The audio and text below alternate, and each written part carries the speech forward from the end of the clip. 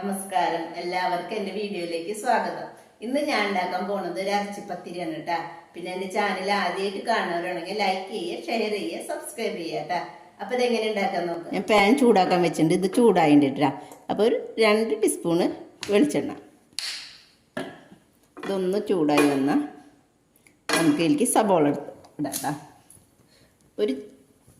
ഒരു medium size സബോള ചെറുതാക്കി അരിഞ്ഞത് കേട്ടാ.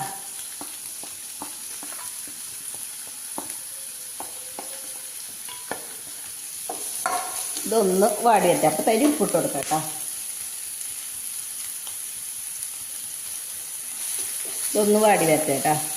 സബോള ഒരുവിധം അങ്ങനെ വാടി വന്നിട്ടുണ്ട്. ഈ സമയത്ത് നമുക്ക് ഇഞ്ചിയും വെളുത്തുള്ളി, ഒരു 2 അല്ലി വെളുത്തുള്ളി, ഒരു ചെറിയ കഷ്ണം ഇഞ്ചി ചെറുതാക്കി അരിഞ്ഞത് കേട്ടോ, അത് ഇടാം കേട്ടോ.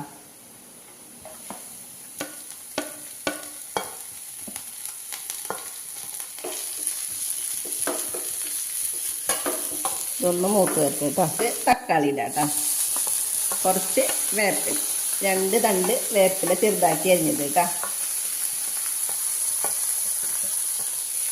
ഇതൊന്ന് നന്നായി വാടി വരട്ടെ കേട്ടോ. ഞാൻ പൊടികൾ ഇടാം കേട്ടോ. ഇനി ഒരു ചെറിയ ടീസ്പൂണ് മല്ലിപ്പൊടി, 1/2 ടീസ്പൂണ് മഞ്ഞൾപ്പൊടി,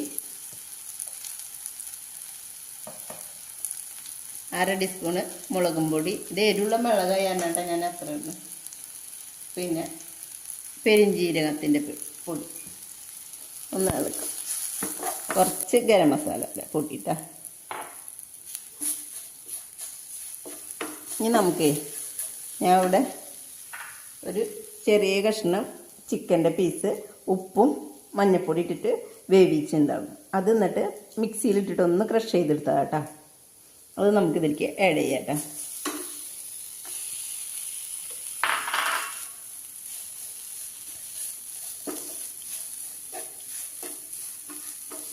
തരി ഉപ്പിൻ്റെ കുറവുണ്ട്. ഞാൻ ഇറച്ചി വേവിക്കുമ്പോൾ ഉപ്പിട്ടുണ്ടായിരുന്നു. പിന്നെ ഞാൻ ആദ്യം സബോള വഴറ്റുമ്പോഴും കുറച്ച് ഉപ്പുണ്ടായിരുന്നു. അപ്പോൾ കുറച്ച് ഉപ്പിൻ്റെ കുറവുള്ളൂ കേട്ടോ. അപ്പോൾ അതൊന്ന് ഇളക്കിയിട്ട് നമുക്കിത് ഓഫാക്കി വെക്കാം കേട്ടോ.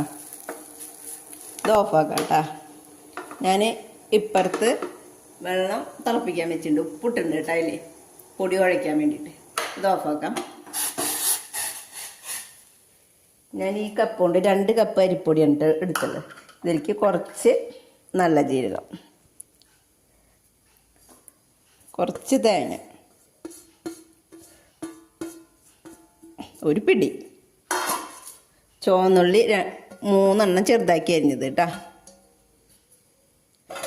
ഇതൊന്നും ഇങ്ങനെ തിരുമ്പിയിട്ട് നമ്മളിവിടെ തയ്യാറാക്കിയ ഇറച്ചിയുടെ ഇതിലേക്കിടാം കേട്ടോ.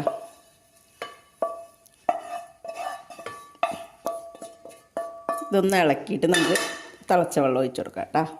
കുറേശ്ശെ വെള്ളം ഒഴിച്ച് നമുക്ക് പത്തിരിക്ക് കുഴക്കണ മാതിരി കുഴച്ചെടുക്കാം കേട്ടോ.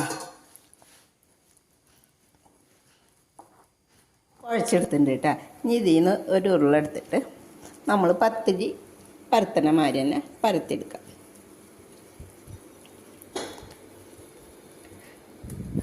ഒരു വാഴയുടെ ഇലയിൽ വെച്ചിട്ട് ഇപ്പം ഞാൻ അത് പരത്തണം കേട്ടോ. നമുക്കിത് എങ്ങനെ സൗകര്യം വെച്ചെങ്കിൽ അതുമാതിരി ചെയ്യാം കേട്ടോ. ഞാൻ ചൂടാക്കാൻ വെച്ചിട്ടുണ്ടായിരുന്നു കേട്ടോ. അപ്പോൾ അത് തരി വെള്ളം തെളിച്ച് കൊടുത്തിട്ട് നമുക്ക് ഈ പത്തിരി ആക്കി വെച്ചോളാം.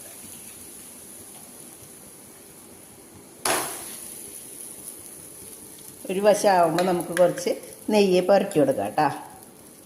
മറിച്ചിട്ട് കൊടുക്കാം കേട്ടോ. നമുക്ക് കുറച്ച് നെയ്യ് പുരട്ടിയെടുക്കാം.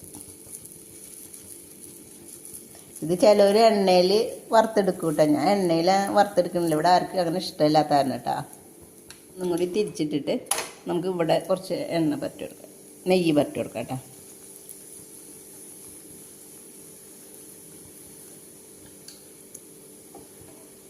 ഒന്നും കൂടി തിരിച്ചിട്ട് കൊടുക്കാം കേട്ടോ. അതിൻ്റെ ഇട്ട് നമുക്ക് എടുക്കാം കേട്ടോ. ഞാൻ അടുത്തത് ഇതുപോലെ തന്നെ നമുക്ക് പരത്താം. ഇത് അടുത്തത് ഇടാം കേട്ടോ. ഇതൊന്നും ആവട്ടെ കേട്ടോ.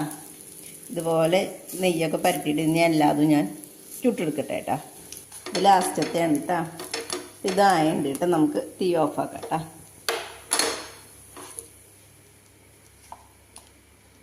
അപ്പം എല്ലാവരും ഇത് ഉണ്ടാക്കി നോക്ക് കേട്ടാ.